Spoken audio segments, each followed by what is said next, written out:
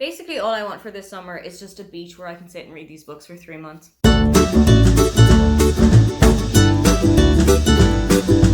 Hi, welcome, come on in. My name is Aoife and today I am taking you through the 6 books that I would love to have read by the end of this summer. I usually set myself 6 books for every season and I try to do it a little bit seasonally in terms of what I'm reading as well. I try to find books that have like a summery colour on them or that feel like they take place in the summer or just give a general summer vibe. Some of these might fit that criteria a little bit better than others. First one up on the list is Romantic Comedy by Curtis Sittenfeld. I have heard so many great things about this book. I think everybody that I have seen reading this has just fallen completely in love with it. This is a kind of a fictionalized version of Saturday Night Live from the US. Sally, who is a comedy writer, sketch writer on the show, is not really going through the best time at life, but decides that she is going to give her romantic life a bit of a pause. She's going to focus on her career, she's going to focus on herself, and she's going to just put herself first for once. Enter Noah. Noah is the musical guest for the week. He's not the presenter. I think he's just performing at the end of the show like on Saturday Night Live. And Sally and Noah really hit it off. The chemistry between the two of them is supposed to be absolutely incredible.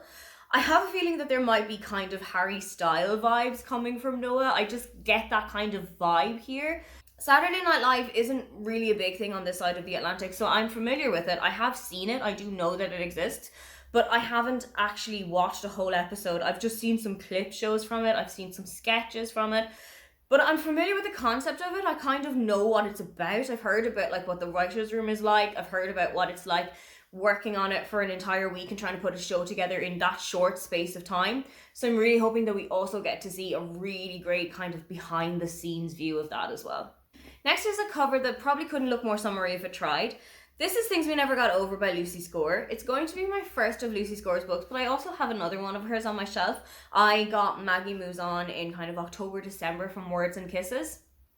This one is pretty hefty. I think it's something like 500 pages, 550 pages, which seems like a lot for a summery contemporary romance book, but let's see how much of it we actually can get through.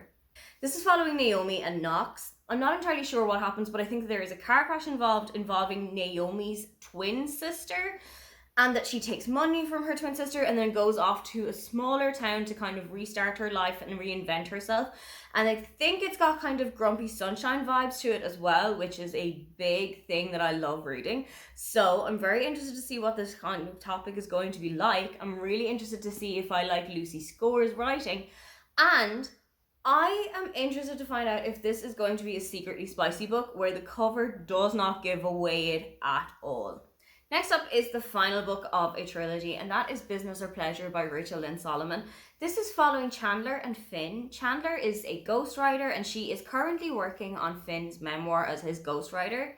One night, things start to get a little bit out of hand, and they end up sleeping together, but it turns out Finn is not so great in the sack. He kind of talks to Chandler about this to try and see each other again or pick up where they had left off. But Chandler very gently lets him know that he didn't perform as she was expecting him to. They come up with an agreement. During the day, Chandler is going to work on his book, and at night, she's going to help him in bed. This has a kind of a My Fair Lady Pygmalion trope to it, and I'm really interested in seeing how that's going to work. I think it might also be something kind of like a rivals to lovers or an enemies to lovers or strangers to lovers kind of thing. So I'm kind of interested to see what the other trope in that is going to be, but I have loved what Rachel Lynn Solomon has done so far with this series. And this is kind of set in the world of journalism, which is something that's very common for me. It's something that I'm very kind of entrenched in. So I'm really interested to see what's going to happen here. Next up are 2 nonfiction books, starting with Taste by Stanley Tucci. This is Stanley's memoir, and it chronicles the time where he was diagnosed with tongue cancer, which heavily impacted his ability to taste food, his ability to swallow food, but also impacted the types of food that he was able to eat. He probably wasn't allowed to eat a lot of spicy foods or very salty food or very heavily seasoned. Stanley is the son of Italian immigrants, and as you might imagine with Italian culture, food was so important to him and his family. So this whole avenue being shut off to his life must have been completely bananas for him. And I'm really interested to see what that was like for him. And I think as well that not only is this a memoir, it's also got a couple of recipes dotted throughout the pages. and I am so intrigued by that. I am trying to kind of go out of my comfort zone a little bit more when it comes to food, when it comes to cooking, because I feel like I make the same things over and over and over again. So if Stanley has got something in here that's really going to catch my eye, I might just give them a go. I've got 2 of his other cookbooks on my Kindle, and I've bookmarked so many recipes in there that I've just never gone to. So hopefully if I've got a physical book in my hand on my bookshelf, there's no stopping me this time. Next up is Everyone You Hate Is Going to Die by Daniel Sloss. This was a kind of a half a title buy, half a recommendation. Last year I did the Dewbray Shopper experience. I used all of the money from my book jar from 2021 and put that towards it. And this is one of the books that I was recommended by Quiva, who sat down with me and who kind of talked about my bookish preferences and things that I wanted to read and things that I didn't want to read. This is one of the ones that came out when I said that I was really interested in reading about pop culture and when I was really interested in finding out things about that. So this is something that has been on my shelf for about a year, and I think now is a good idea to do it.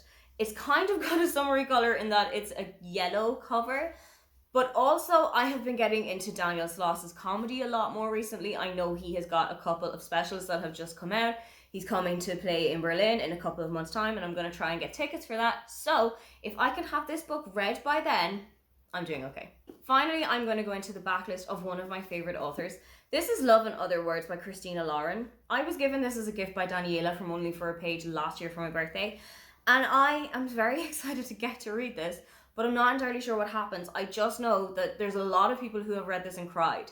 And I don't know if I'm ready for that in the middle of summer when it's already going to be 35 degrees and I'm already feeling a little bit sticky and a little bit emotional. Let's add tears into this situation. From the blurb, this seems like a second chance romance. And second chance romances don't always work out for me, but I'm going to go with an open mind because it's a Christina Lauren. I haven't had a great amount of success with some of their books recently. I didn't really love Something Wilder, which came out last year. So hopefully this is going to get us back on track. Those are the 6 books that I would love to get ticked off by the end of the summer. What is the most important book for you on your summer TBR? If you'd love to leave me a comment but you can't think of anything you'd like to say, then just leave me the sun emoji. Don't forget to like and subscribe because I have new videos up every week. Now, get on out of here.